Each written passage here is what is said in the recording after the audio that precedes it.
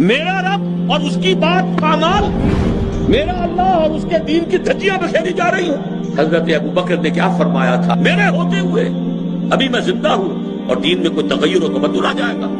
अगर ये नहीं है तो बेगैरती, और इस बेगैरती और बेहमियती का आलम जो हमारे दीन में मकाम है उसको सुन लीजिए।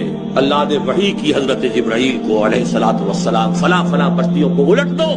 हुजूर फरमाते हैं कि हजरत जिब्राइल ने अर्ज किया, यार मैं उस बस्ती को उलट दूं, उसमें तेरा फला बंदा भी है जिसने कभी पलक झपकने जितनी देर भी मासियत में बसर नहीं की। किसी के जाती तकवा के क्या इंतहा है। गवाही देने वाले जिब्राइल है, कोई किराए के वकील नहीं है। अल्लाह ने इरशाद फरमाया, इक़लिबा अलैहिम अलैहिम, उल्टो इस बस्ती को, पहले इस बदबख्त पर फिर दूसरों पर, इसलिए कि इसके चेहरे का रंग कभी मेरी गैरत और हमियत की वजह से मुतगय्यर नहीं हुआ। इसको किसी ने माँ की गाली दे दी तो पूरे जिस्म का खून चेहरे पर आ गया और मेरे दीन की धज्जियां बिखरते हुए देखता रहा।